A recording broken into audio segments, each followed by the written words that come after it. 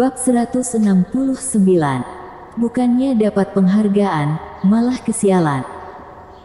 Mereka berdua berjalan keluar dari pintu gerbang sekolah, agar orang-orang itu dapat menghadang dirinya. Louis sengaja membawa Aurelia berjalan-jalan mengelilingi gerbang kampus. Tangannya juga terus menggoda Aurelia, sampai-sampai membuatnya merasa sangat malu. Tapi meskipun malu, Aurelia sama sekali tidak menolaknya. Ia hanya berpura-pura tersipu saja, namun dalam hati sebenarnya ia sangat berharap tindakan Louis berikutnya jauh lebih berani lagi. Wanita itu memang benar-benar aneh.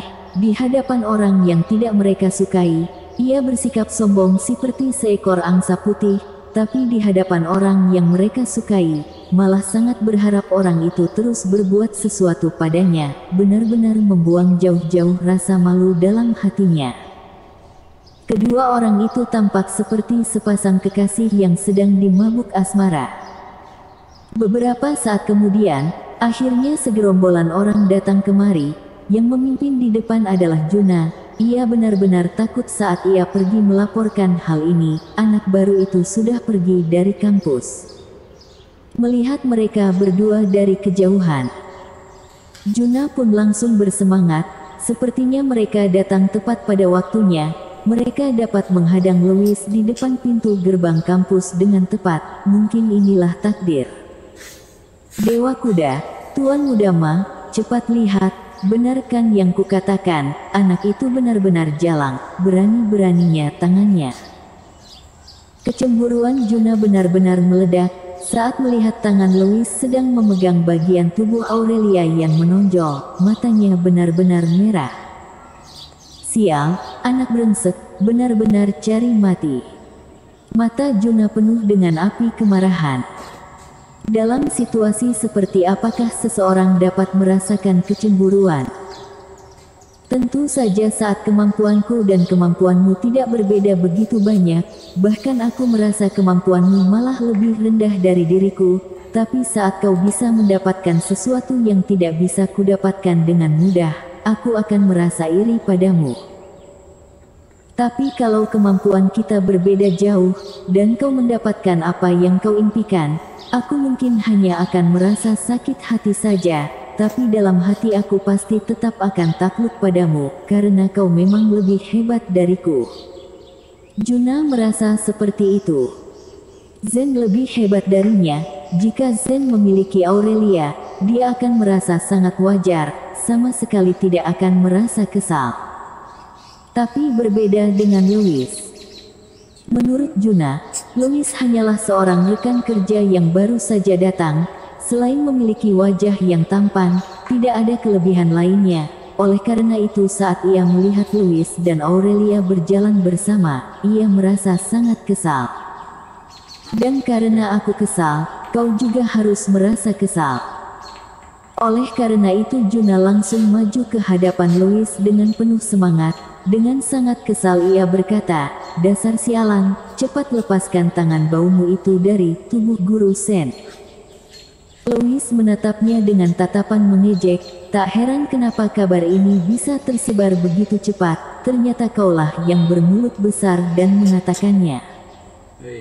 Bukannya melepaskan tangannya, Louis malah sedikit menggunakan tenaga dan mencubitnya. Rasanya sangat kenyal. Seketika Aurelia pun membelalakkan matanya, lehernya yang sangat putih itu langsung memerah.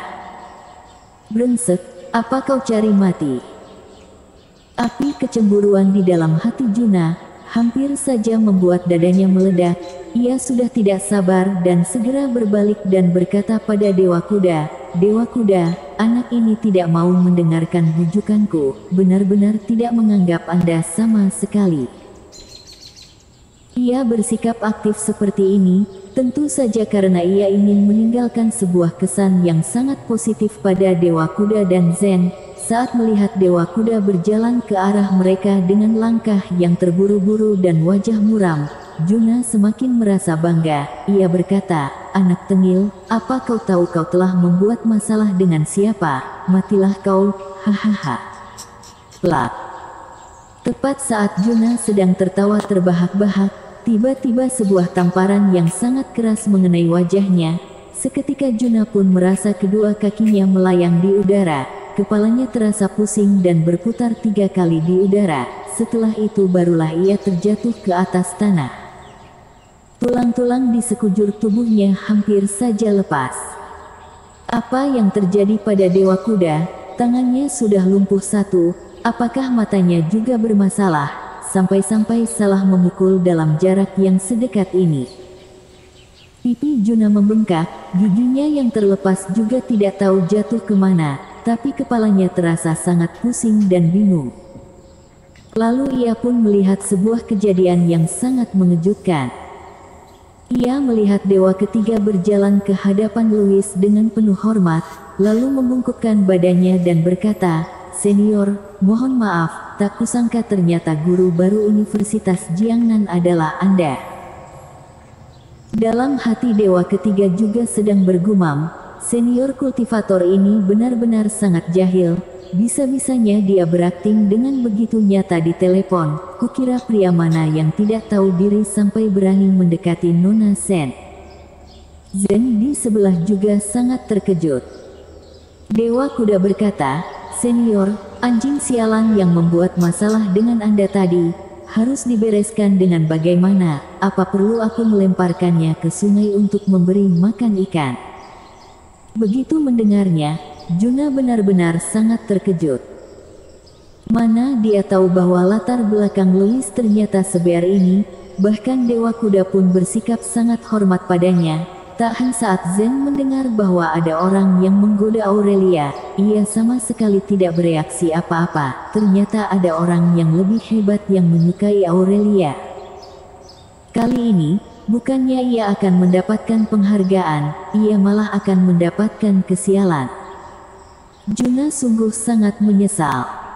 Louis tersenyum dan berkata, "Hanya seseorang yang tidak punya mata saja, tidak perlu sampai mati, maafkan saja dia." Louis memang hanya ingin bermain-main saja, tidak perlu karena sebuah kecemburuan saja, sampai merenggut nyawa seseorang. Louis juga bukan mafia. Baik. Dewa Kuda berjalan ke hadapan Juna, lalu mengangkatnya ke hadapan Louis dengan satu tangannya, lalu berkata, "Apa kau mendengarnya? Senior Lu berbaik hati dan memaafkanmu, cepat berterima kasihlah atas kebaikan Senior Lu." "Terima kasih atas kebaikan Senior Lu, terima kasih atas kebaikan Senior Lu," kata Juna sambil bersujud, celananya pun sampai basah. Ia benar-benar tidak menyangka, hanya karena melaporkan sebuah kejadian saja, ia hampir kehilangan nyawanya. Dewa Kuda berkata dingin, "Aku, Edgar Ma, memang sangat membenci orang-orang yang bermulut besar seperti kalian ini. Tadi saat aku memberikan kabar ini pada kalian, jelas-jelas kalian sangat bersemangat, kenapa sekarang jadi benci? Dunia orang-orang besar memang sulit dimengerti." Juna benar-benar ingin menangis rasanya. Setelah memberi Juna pelajaran, Dewa Kuda berpikir sejenak, lalu tiba-tiba ia memberikan sesuatu pada Louis, dan berkata, "Senior, ini adalah token Black Dragon, yang melambangkan otoritas tertinggi di organisasi Black Dragon kami. Kuharap Anda mau menerimanya." Bersambung.